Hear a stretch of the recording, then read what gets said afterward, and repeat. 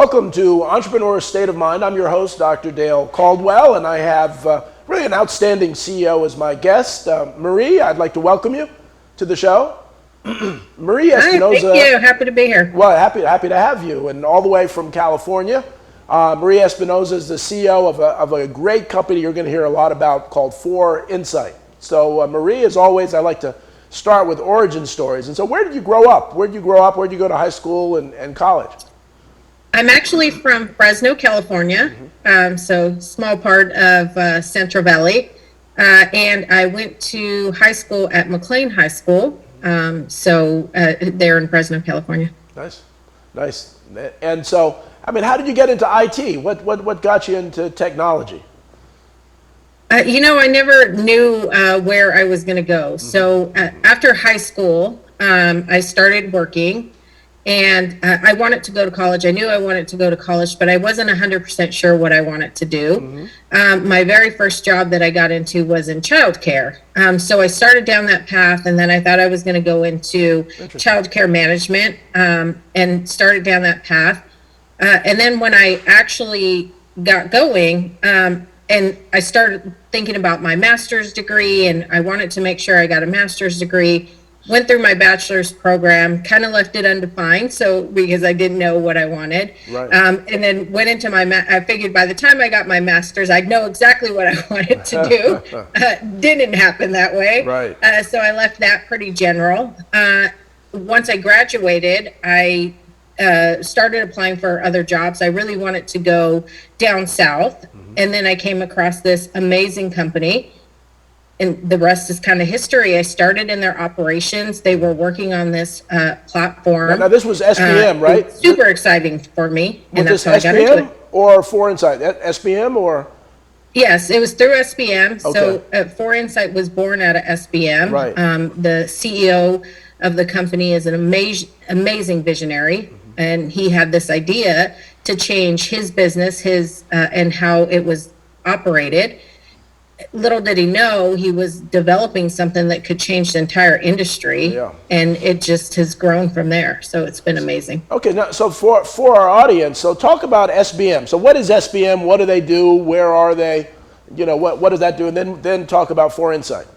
Yeah, so SBM is a facilities management company. They're great at what they do. They take on Fortune 500 companies, manage all of the facilities through that, and they've grown organically over time. Like I said, the CEO is a great visionary, so he's been able to make something amazing out of that company. And so they do facilities management pretty much all over the world. But one of the nice things about the company is it's real focus on the employee, on the grassroots employee, on really trying to make sure that people who join the company are treated with respect. And has that always been the culture of SBM? Yeah, so it's always been the culture. I think the technology has helped that come out, but it's always been a people-focused business. So he's always said, hey, we're a people business. It's about the people. You're only as successful as the people that you have performing the work and doing the work. So making sure that they had everything that they needed to be successful was the vision behind it. So the tool itself does a lot of work management pieces to help managers and the customers see what's going on. But there's a whole section in the tool that's dedicated to the frontline staff, how they get their work, how they get set up, their job description set up, make sure they have clearly defined goals, they know exactly what's expected of them, so that they can be successful. So before we get to, because I want to talk about the origin for the audience so they really understand. So the SBM was doing them in major companies, major airlines, airports, Fortune 500 companies are doing facilities management for them. SBM has about how many employees? There's about 10,000 worldwide. Wow, 10,000 employees worldwide, and so really a global company. And so they're focused on really trying to grow these employees. So how did the software, before we jump to the capability of the software, how did it start? What was the idea to even do the software? So there was a couple different versions of it. The very first one was more like a website to capture a couple key KPIs, make sure how everyone was doing. So as the company got really big, it became harder and harder to have control and make sure that everything was being done consistently. So Right. that was the idea behind the software. If we could put the software in place and measure everybody consistently, then you can see the results from that. And it started with probably before you features go, and has grown from there. So before you go, because so the software. So did the software have training in it when you did the software?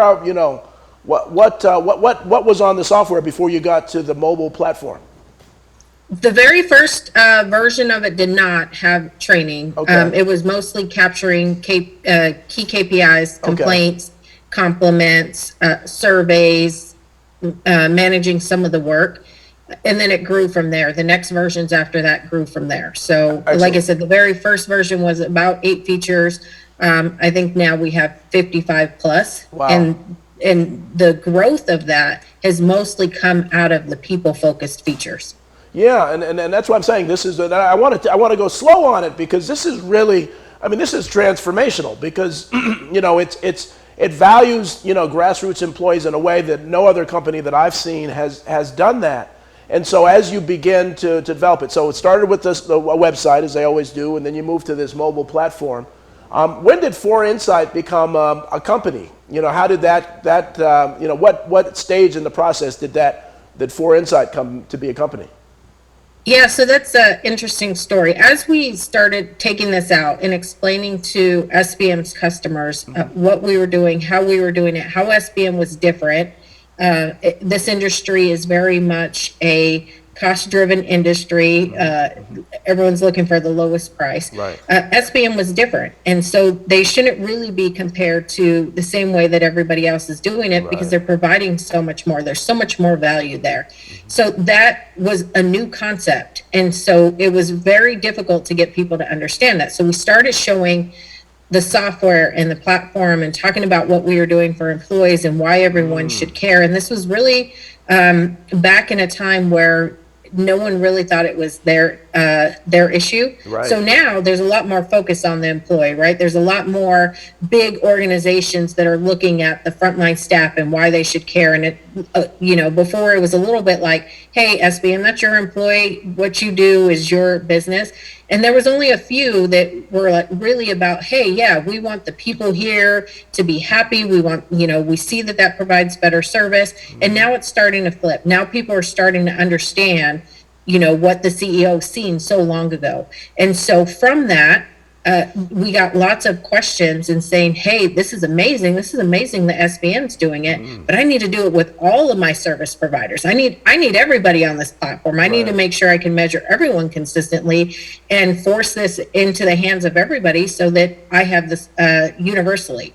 And so it was at that point that we realized that, hey, we probably have a product we can take out to market here. So in 2019, we spun out 4Insite, created it as its own company, and have been working that ever since. And so you've been the first CEO of the company? Yeah, technically my title is president. As president, okay. So I am, yes, the president of 4Insite and the first president of 4Insite, correct. Well, but and we'll get to that. But I mean, that's incredibly. There are not a lot of women that are presidents of an up and coming technology company. So again, congratulations. I mean, that's a really big deal. And Thank you. Super blessed to have the opportunities I've had, and super thankful to Charles specifically for believing in me and believing that I could do this. And the CEO of SBM is Charles Summers. Charles Summers. Yes. Yeah, excellent. And so Lizette Delgado, who works for SBM and partners with you, was the first to introduce me to the software. And again, audience, I'm telling you, it's really revolutionary because it allows communication. We'll talk about how many different languages is there, the training, the other stuff. We'll get kind of granular into that. But I think it's a game changer, not just in the facilities management or the grassroots, but really every company, because the world is becoming more people up. I've said this on my show before. It's not just the top down is really dying. This idea that the people in the boardroom know everything is going the way of the dodo bird. And companies are going to have to empower the people at the grassroots if they're going to be successful and beat their competitors. And that's what you're doing. So So when you took over the company, where was it? Where was it in its development of the software? And kind of, where has it come since when you first started? Yeah. So when I took it over in 2019 and we decided it was going to be a product company, we actually had to make a decision to rebuild the entire platform. Wow. It was very much built for SBM, which was the goal when it was built. It was SBM, very SBM centric. And so we decided we were going to start over. We were going to build it in more scalable software. We were going to take what we learned and expand on that. So we took it down to the bare bones and rebuilt it completely. Wonderful, wonderful. And so now you built a team around you that software engineers, et cetera, to really kind of deconstruct it and kind of build this system. And I noticed that there are a number of talented women working around you. So it's a very diverse technology company. Yep. So one of the first things that we did was we brought in a CTO. His name is Mike Brown, and he was really the brains behind the technology part of it. So him and I partnered. We worked closely with Charles on the ideas and the vision, and it was the three of us. And from there, we've just grown it over to have a team. We at 4Insite now, we probably employ about 55 people. Wow. And really, we're just looking for the best people to do the job that have this entrepreneurial mindset, right? Where we're at, it's confusing to some people because they think, hey, you came out of SBM. SBM's a pretty big company. You must be a pretty big established company. But we're very much like a startup on the 4Insite side. Right. So we have to have a startup mindset. We have to be mindful of where we're spending, how quickly we grow, how we can scale. All of those things are important. So we have to think a little bit differently here. So we're always looking for people that have that same mindset, that are hungry for something new, something different. It doesn't exist out there, so we don't really have something that we can go out and reference, right? This is all new. It's new to an industry that's never seen it before. So even something as simple as marketing has been a bit of a challenge because we're showing people something that they've never seen before. So we have to show them that it works, convince them that it works, and then let them see the results of that. So all of that takes time. Well, again, and that's why I do the show Entrepreneur State of Mind, is because people realize that smart CEOs like you, smart presidents like you, realize that you want employees that have an entrepreneur state of mind. You want employees with the what I call the E mindset, that are willing, that are innovative, that are trying to do things. And companies, more and more companies are looking for people who have that mindset. So I'm so glad that you said that. So let's begin talking about some of the features of this. And so as you started developing it, what was the first thing that you did? You did training, right? Training. So training was a big piece of what we did, and it's a huge module. And the most important part of that was not just taking training. There's lots of training platforms out there, but none that really cater to the frontline staff.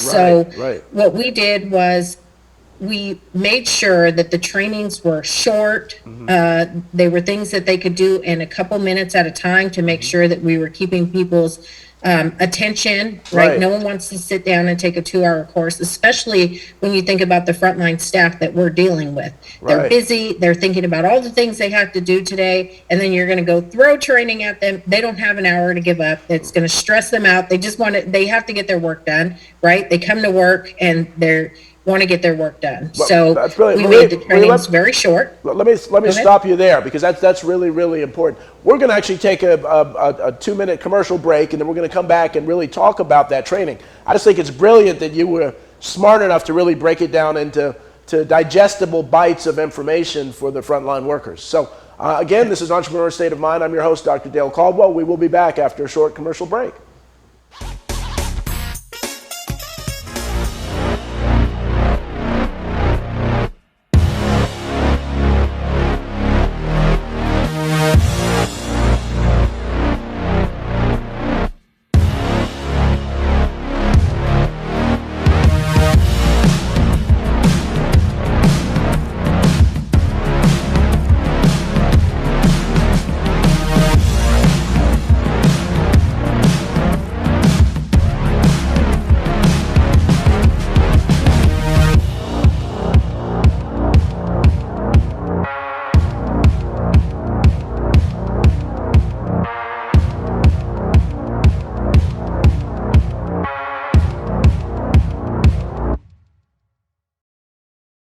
So, I'm kind of new here, but I've noticed a trend. My human does this funny thing where she goes around and gets all my toys, and then she hides them in that basket by the door. But it's always the same basket, and it's always in the same place. And then she acts so surprised when I find them, but, she's putting them in the same basket. Again.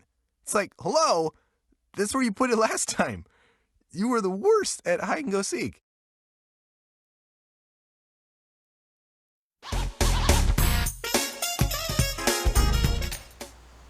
Welcome back to Entrepreneur State of Mind. I'm your host, Dr. Dale Caldwell, with Marie, who's the president of 4Insite. We were just talking about the training platform that they've developed to really help frontline workers be the best that they can be at their job. And so, how did you come up with the idea of having just 1 or 2 minute bits of training? Was that something you guys thought of from the beginning, or did that evolve over time? It evolved over time. So the training started like most companies do it. You would gather everyone. So I started in the operations side of SBM. So I have a lot of knowledge of what happened in the facilities, how it worked, because I ran a facility for SBM. But we would pull everybody into a room. We'd have to schedule their shifts, make sure that everybody could take that time. Therefore, no one was on the floor actually doing the work during that time. And so we would do it, and we started with hour-long trainings because originally the thought was like, let's just get it over with. If we get everybody scheduled, it's so hard to get everybody scheduled. Let's just go ahead and get it over with, right? And people just weren't retaining it. They were afraid to ask questions. It was such a large group. And so then we cut it down to more 30-minute sessions, but that wasn't helpful either. The other problem, and what most people don't realize, is that we also had to solve the language barrier. So every time we had to do these trainings, if they didn't speak English, we had to have translators in all the different languages. Right. So SBM actually secured an account up in Redmond. And when they did, the whole training concept went out the window because there was 18 different languages that were spoken there across 400 staff members. So are you really going to try to get everyone together and try and get 18 different translators? So what we did was, as we were able to put this training content digital, and we were able to solve the translation issue because now they get bite-sized pieces in their preferred language. We were able to give it to them. But more importantly, as we gave them the mobile devices, think about it. If you're in a classroom, there's, 400 other people, you're scared to raise your hand. You're scared to say, hey, I didn't quite grasp that. Can you rewind? And now everybody's like, oh man, that person didn't get it, right? Well, now they have it in the palm of their hands. They can watch it over and over again. They don't have to be embarrassed if they have to there's a short little quiz at the end, and it's not meant to fail. It'll recycle through the questions because we want them to retain the information. It's not meant to be punitive, right? So they can do that now all in the palm of their hands without being embarrassed, without feeling like they're going to be reprimanded by their manager, like they don't know what they're doing. And then you remember all this, and maybe you don't do a certain section. Maybe I only do elevator cleaning like once every 6 months. And so I want a refresher when I want to do that. So all of those things were huge factors in why we knew this was the right way to do it. And you provide the phones too, or SBM provided phones to the frontline workers. SBM, yes, being, the entrepreneurial type, forward-thinking company that they are, yes, they provide phones. It's unlimited data plans that they're giving these employees. So it was a huge piece of helping break through the digital divide for all of the frontline staff, giving them technology, putting it in their hands, allowing them to have a hotspot. So we all know the kids at home are playing with the phone and they're online. And so it was such a huge piece of being able to do that. And then if fast forward a couple of years, we all get hit by this pandemic, right? And everybody is struggling, not sure what to do. Well, SBM was more prepared than anyone. You now have these trainings. We were able to kick out trainings. The pandemic hit within, a week and a half. We were able to start sending out training to employees without having to get everyone together. You couldn't get everyone together, right? when everything really started to close down, managers were not even on site. It was only just the essential staff that had to be there. Right. And we were able to get them training information on how to properly wear a mask, what to do in COVID situations, what happens if you're exposed. Everybody was armed with that immediately without any contact with anyone else, Right. because they had the devices, they had the platform, and everything is in real time. So we could just push it out to them, schedule them a new training, they get an alert, you have this new training, it's super important, and they can take it. And even the staff that was at home was able to still, there was companies that worked with SBM, and still pay them to make sure that they were doing the ongoing training, so that when they came Right. back, they were still prepared, they had all the information, and they didn't have to catch up. So it was Right. amazing to be prepared for something that it felt like the whole world was not ready for. And it was just one small piece of how we could contribute to that, to make sure that those essential workers were taken care of. So it was amazing to see. Wow, that's well said, and putting people first. And I often say, because of computers and other things, people become more important than ever. And so you really do that. And what a great story, what a great model. And so now you're looking to, the platform has been fully developed. I'm sure you're tweaking it all the time and getting different beta versions. What kind of customers are you looking for this software? Who are you talking to about utilizing the 4Insite innovative software? So, because it originally came out of SBM, companies that are similar to SBM naturally will fit the mold of it. Right, But right. when we decided to rebuild it, we had this motto of any service by any provider anywhere. So anyone that's providing a service, anyone that has staff that they have to manage, anyone that has to get some documented scope of work, regardless of what it is, or provide some service, will benefit from using the software.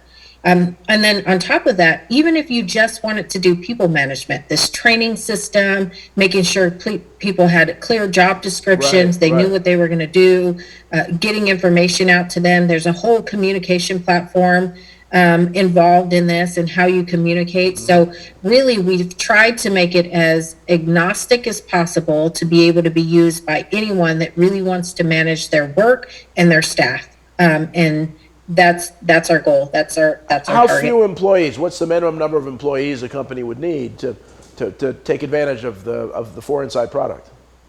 We don't have a minimum number of employees. We're working with some smaller sites that are just interested in trying to bring technology on, and then we got some really large customers that we're working with to bring it on. So it scales across all of that, and we made sure that we could support all of those different initiatives.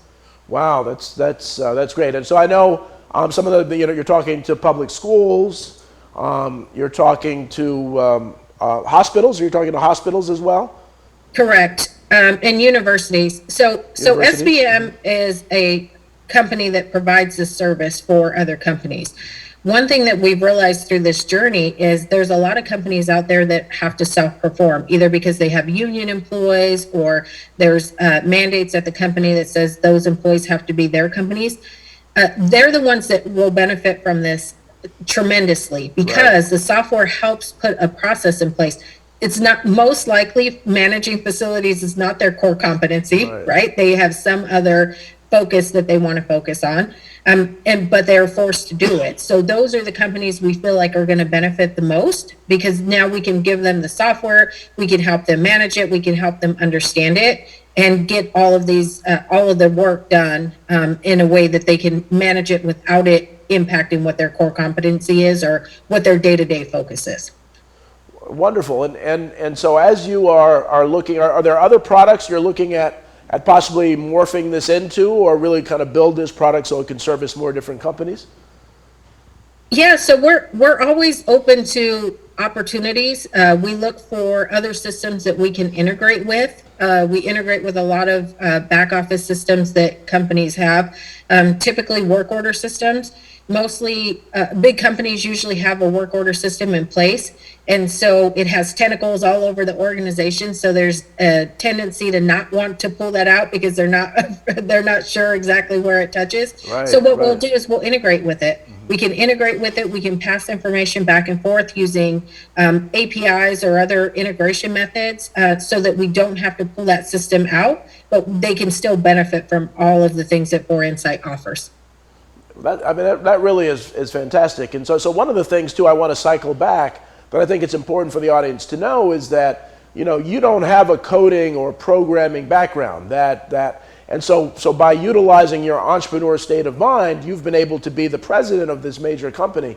And so there's hope for everyone. You don't have to be the technical expert to be the outstanding president. Say something about that. Talk to the audience about the opportunities. Yeah, that's the part that I'm probably the most proud about. I don't have a technology background. I'm not an engineer by trade. I don't code. Everything that I've really learned about software and building software has been through this process. So I tell people all the time, it's about what you want to put into it. If you have the passion and the entrepreneurial mindset to make something happen, you can. It doesn't matter where you came from. It doesn't matter who told you no, it couldn't happen. I have come from a place where, I was the first one to get a graduate degree in my family. I'm a female, I'm Hispanic, right? All of those things are all of the reasons why this wasn't supposed to be my path, right? And people have told me this wasn't my path. And I've had plenty of obstacles. By no means is it ever going to be easy for anyone, but it's about you just taking that and using that to push you forward, propel you forward. And that's really how all of this has been done. So you can do it. All I can say is for all of those out there, you can do it. It's, get knocked down, get back up.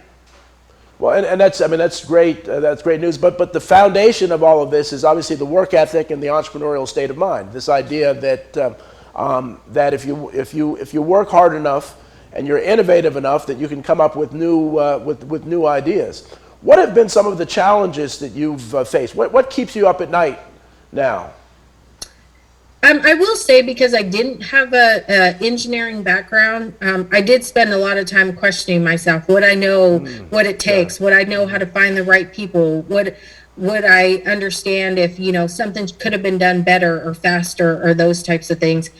So those keep me up, or used to keep me up at night. But then I just learned. I asked the questions. I got into it. I started to understand what data modeling was. And all of those things. So it's just a matter of doing the research, understanding it, living it day in and day out. It's not something you can just phone in, right? You have to be a part of it. You have to ingrain yourself in it, and you have to go learn everything that it takes to be able to do that. And that's what I did. That's how I was able to overcome it. Well, Marie, these things go very quickly. We're at the end of the time of the show. Clearly being a lifelong learner is the other piece of this. Just having a passion for learning something new. You clearly have that. You've been doing a great job. It's been wonderful getting to know you over the last few months, and I wish you the best of luck. And I want to thank the audience for watching Entrepreneur State of Mind. We will see you next week. Marie, take care. Thank you so much. Thank you.